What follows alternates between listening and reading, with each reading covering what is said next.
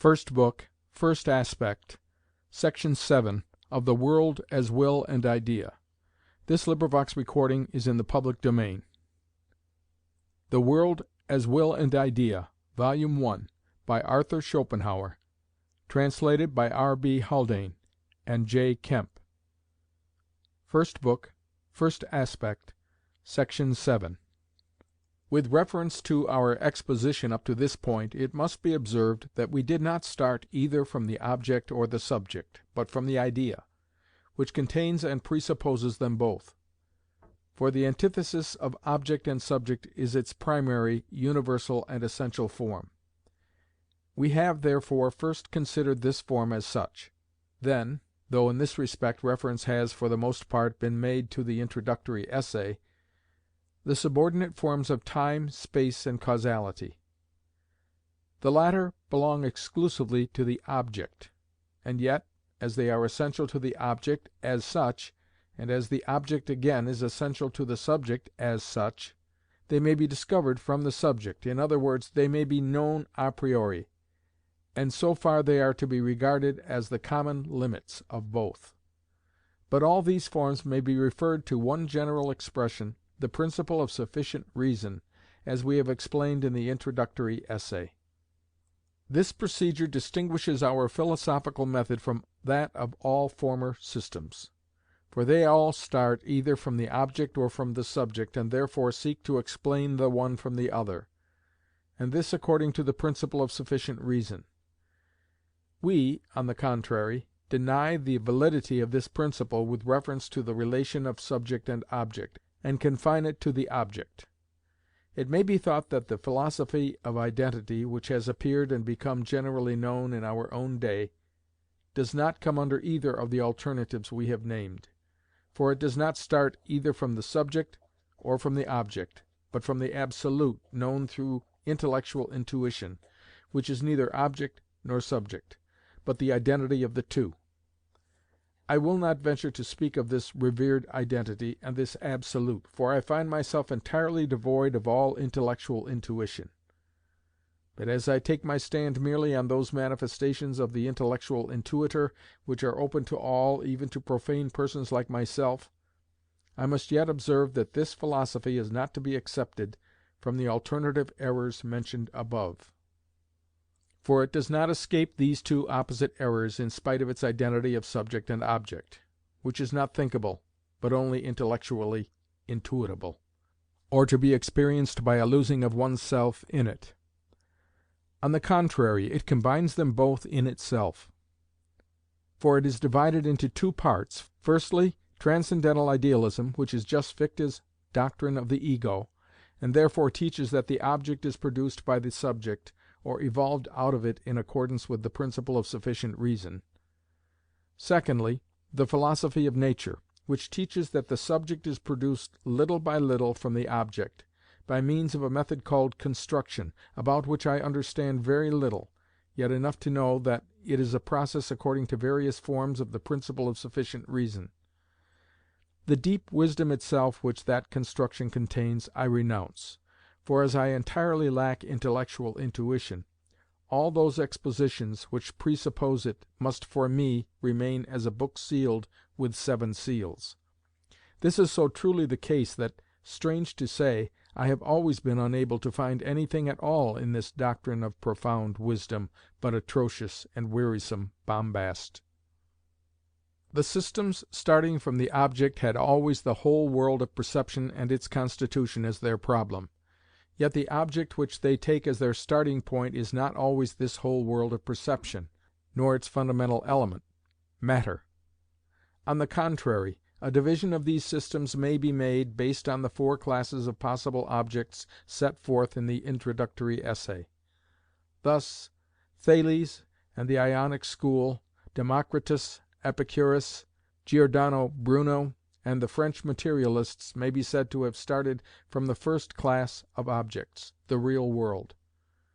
Spinoza, on account of his conception of substance, which is purely abstract and exists only in his definition, and earlier the Eleatics from the second class, the abstract conception. the Pythagoreans and Chinese philosophy Y. King from the third class, time, and consequently number, and lastly the schoolmen, who teach a creation out of nothing by the act of will of an extra-mundane personal being, started from the fourth class of objects, the act of will directed by knowledge. Of all systems of philosophy which start from the object, the most consistent, and that which may be carried furthest, is simple materialism. It regards matter, and with it time and space, as existing absolutely, and ignores the relation to the subject in which alone all this really exists. It then lays hold of the law of causality as a guiding principle or clue, regarding it as a self-existent order or arrangement of things, veritas aeterna, and so fails to take account of the understanding, in which and for which alone causality is. It seeks the primary and most simple state of matter, and then tries to develop all the others from it, ascending from mere mechanism to chemism to polarity, to the vegetable and to the animal kingdom.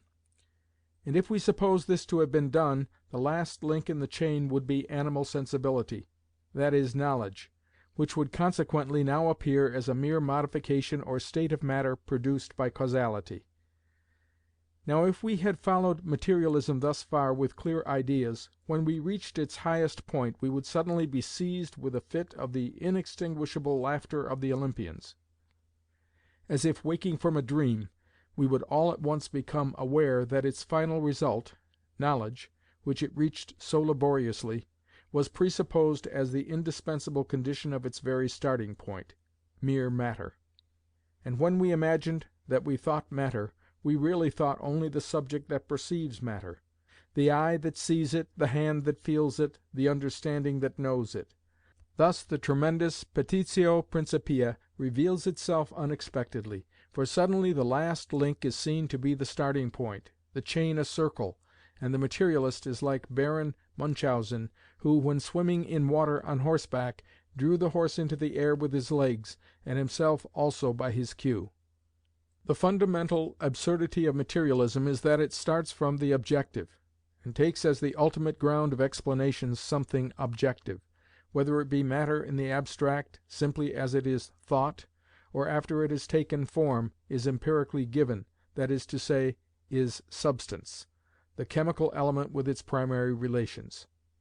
Some such thing it takes as existing absolutely and in itself, in order that it may evolve organic nature and finally the knowing subject from it, and explain them adequately by means of it. Whereas in truth all that is objective is already determined as such in manifold ways by the knowing subject through its forms of knowing, and presupposes them, and consequently it entirely disappears if we think the subject away. Thus materialism is the attempt to explain what is immediately given us by what is given us indirectly. All that is objective, extended, active, that is to say, all that is material, is regarded by materialism as affording so solid a basis for its explanation, that a reduction of everything to this can leave nothing to be desired, especially if in ultimate analysis this reduction should resolve itself into action and reaction. But we have shown that all this is given indirectly and in the highest degree determined, and is therefore merely a relatively present object, for it has passed through the machinery and manufactory of the brain, and has thus come under the forms of space, time, and causality, by means of which it is first presented to us as extended in space and ever active in time. From such an indirectly given object, materialism seeks to explain what is immediately given, the idea, in which alone the object that materialism starts with exists, and finally even the will from which all those fundamental forces, that manifest themselves under the guidance of causes, and therefore according to law, are in truth to be explained.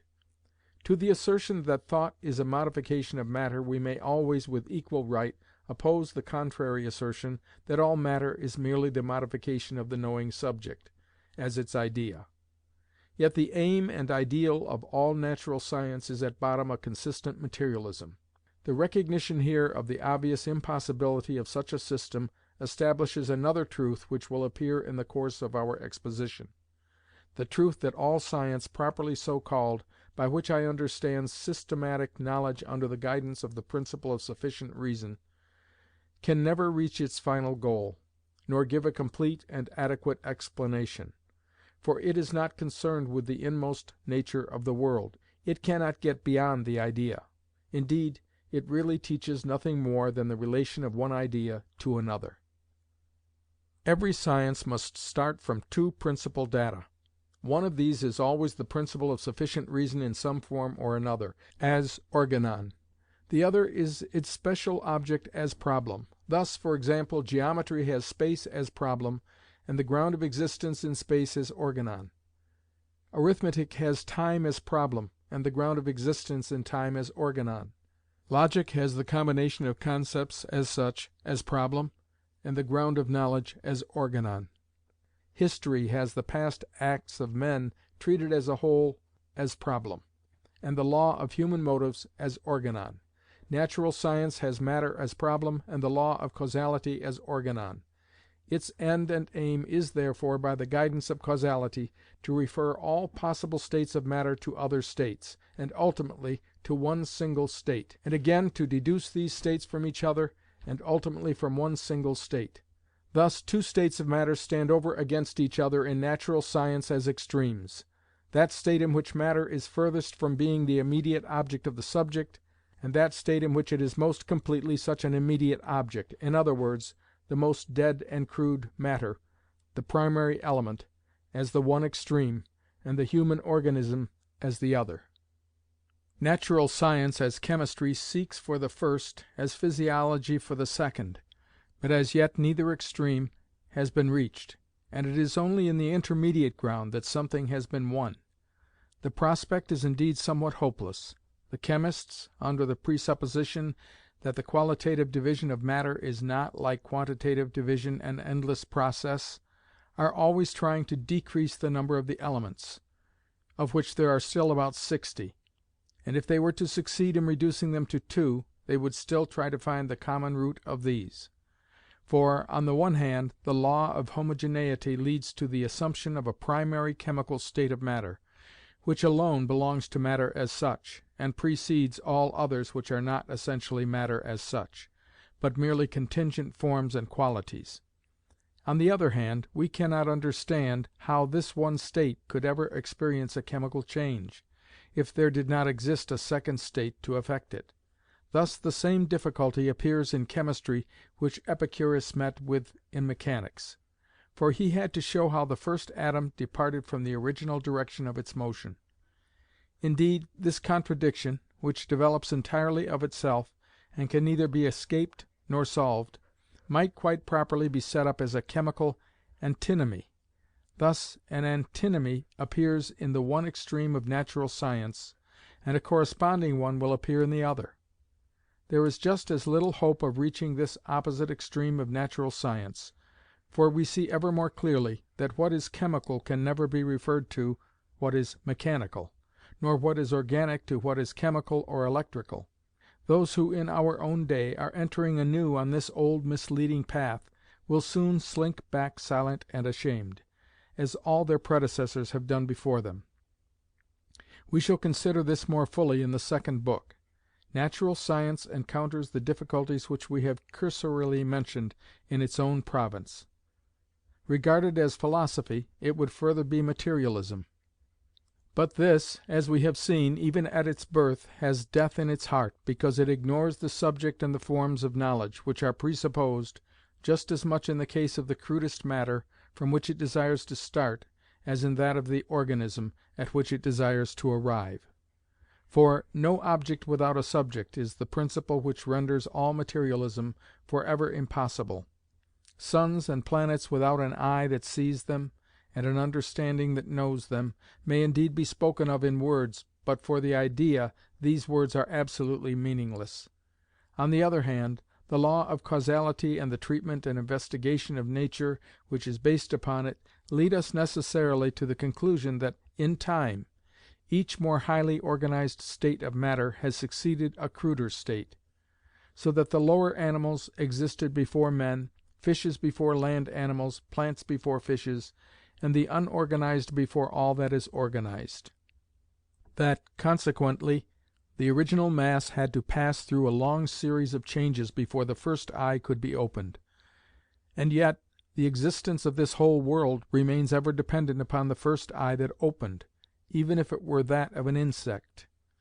For such an eye is a necessary condition of the possibility of knowledge.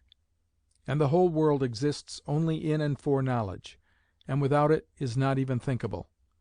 The world is entirely idea, and as such demands the knowing subject as the supporter of its existence. This long course of time itself, filled with innumerable changes, through which matter rose from form to form till at last the first percipient creature appeared, this whole time itself is only thinkable in the identity of a consciousness whose succession of ideas, whose form of knowing it is, and apart from which, it loses all meaning and is nothing at all. Thus we see, on the one hand, the existence of the whole world necessarily dependent upon the first conscious being, however undeveloped it may be. On the other hand, this conscious being, just as necessarily, entirely dependent upon a long chain of causes and effects which have preceded it, and in which it itself appears as a small link. These two contradictory points of view, to each of which we are led with the same necessity, we might again call an antinomy in our faculty of knowledge, and set it up as the counterpart of that which we found in the first extreme of natural science. The fourfold antinomy of Kant will be shown, in the criticism of his philosophy appended to this volume, to be a groundless delusion. But the necessary contradiction which at last presents itself to us here finds its solution in the fact that, to use Kant's phraseology, time, space, and causality do not belong to the thing in itself, but only to its phaenomena, of which they are the form. Which in my language means this: the objective world, the world as idea, is not the only side of the world, but merely its outward side. And it has an entirely different side, the side of its inmost nature, its kernel, the thing in itself. This we shall consider in the second book, calling it after the most immediate of its objective manifestations, will. But the world as idea, with which alone we are here concerned, only appears with the opening of the first eye. Without this medium of knowledge it cannot be, and therefore it was not before it. But without that eye, that is to say, outside of knowledge, there was also no before, no time. Thus time has no beginning, but all beginning is in time. Since, however, it is the most universal form of the knowable, in which all phaenomena are united together through causality, time, with its infinity of past and future, is present in the beginning of knowledge. The phenomenon which fills the first present must at once be known as causally bound up with and dependent upon a sequence of phaenomena which stretches infinitely into the past, and this past itself is just as truly conditioned by this first present as conversely the present is by the past. Accordingly, the past out of which the first present arises is, like it, dependent upon the knowing subject, without which it is nothing.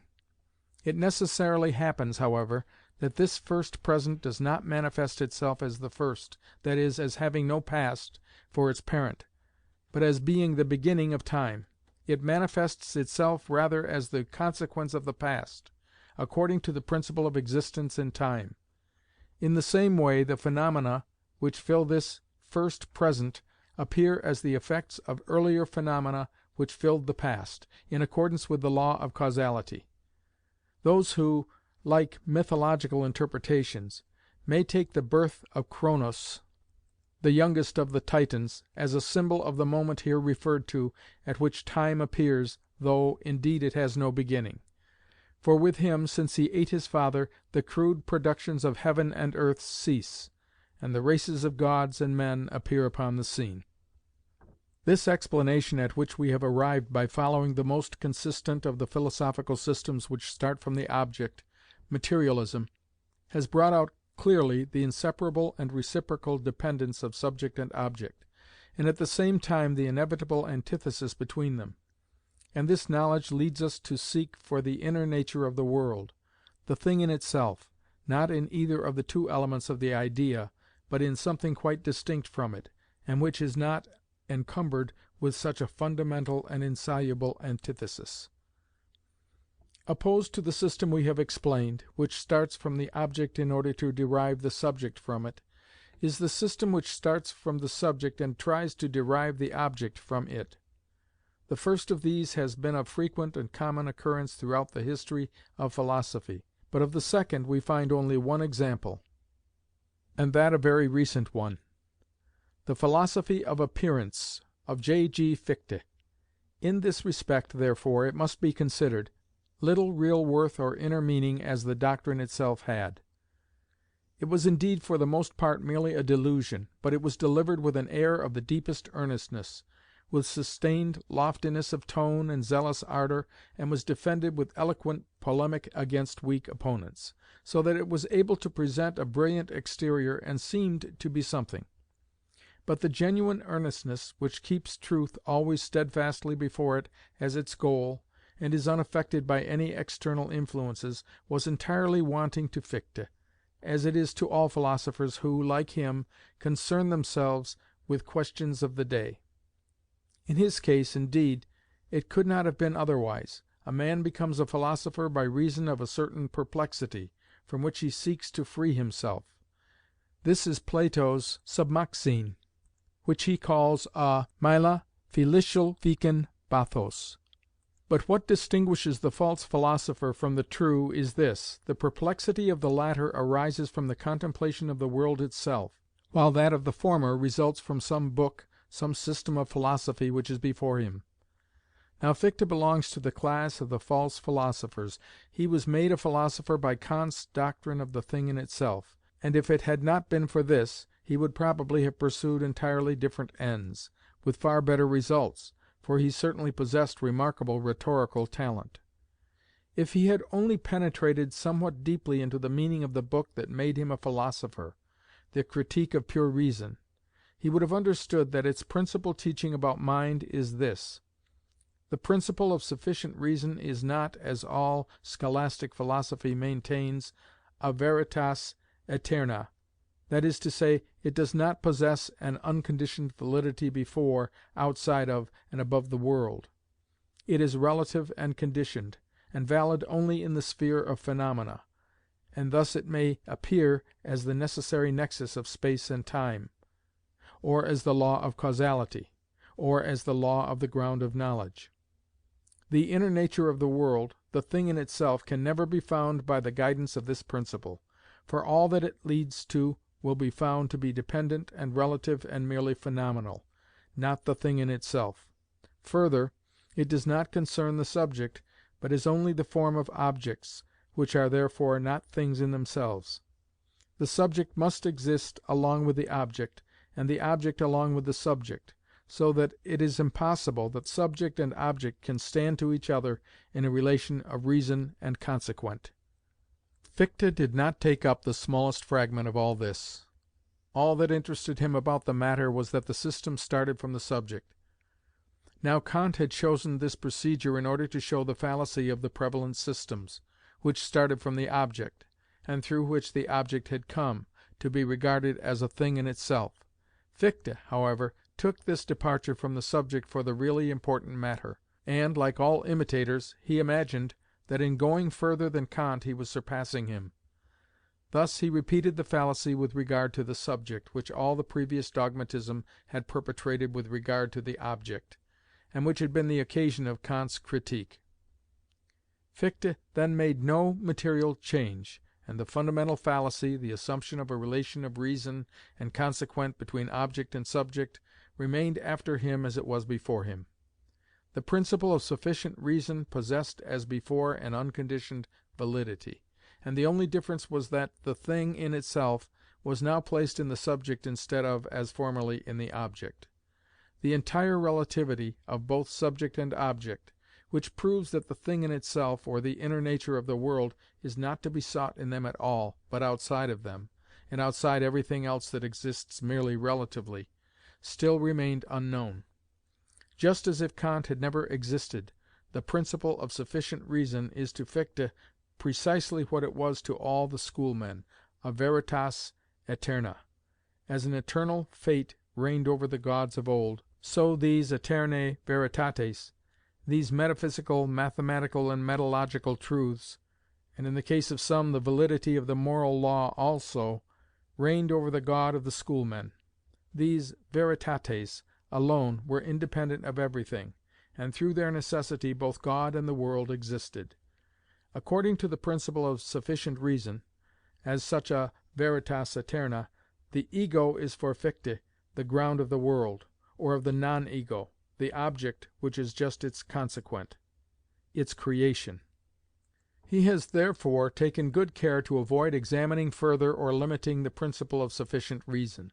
If, however, it is thought I should specify the form of the principle of sufficient reason under the guidance of which Fichte derives the non-ego from the ego, as a spider spins its web out of itself, I find that it is the principle of sufficient reason of existence in space.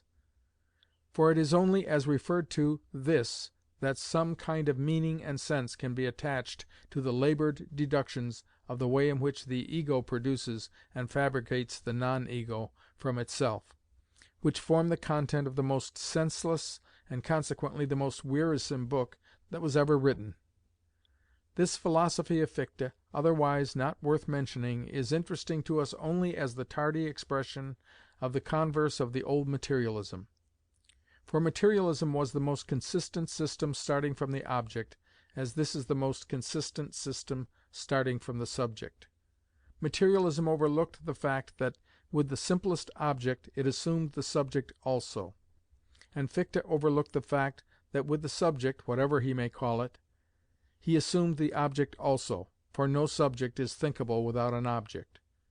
Besides this, he forgot that all a priori deduction, indeed all demonstration in general, must rest upon some necessity, and that all necessity is based upon the principle of sufficient reason, because to be necessary, and to follow from given grounds are convertible conceptions. On this see the fourfold root of the principle of sufficient reason, section 49. But the principle of sufficient reason is just the universal form of the object as such. Thus it is in the object, but is not valid before and outside of it. It first produces the object and makes it appear in conformity with its regulative principle. We see, then, that the system which starts from the subject contains the same fallacy as the system, explained above, which starts from the object. It begins by assuming what it proposes to deduce, the necessary correlative of its starting point. The method of our own system is toto genere, distinct from these two opposite misconceptions, for we start neither from the object nor from the subject, but from the idea, as the first fact of consciousness. Its first essential, fundamental form is the antithesis of subject and object. The form of the object again is the principle of sufficient reason in its various forms. Each of these reigns so absolutely in its own class of ideas, that, as we have seen, when the special form of the principle of sufficient reason which governs any class of ideas is known, the nature of the whole class is known also. For the whole class, as idea, is no more than this form of the principle of sufficient reason itself. So that time itself is nothing but the principle of existence in it, in other words, succession. Space is nothing but the principle of existence in it, in other words, position. Matter is nothing but causality. The concept, as will appear immediately, is nothing but relation to a ground of knowledge. This thorough and consistent relativity of the world as idea, both according to its universal form, subject and object, and according to the form which is subordinate to this, the principle of sufficient reason, warns us, as we said before, to seek the inner nature of the world in an aspect of it which is quite different and quite distinct from the idea. And in the next book we shall find this in a fact which is just as immediate to every living being as the idea. But we must first consider that class of ideas which belongs to man alone. The matter of these is the concept, and the subjective correlative is reason, just as the subjective correlative of the ideas we have already considered was understanding and sensibility, which are also to be attributed to all the lower animals. The first 4 chapters of the supplementary books belong to these 7 paragraphs. End of first book, first aspect, section 7. Recording by Bill Borst.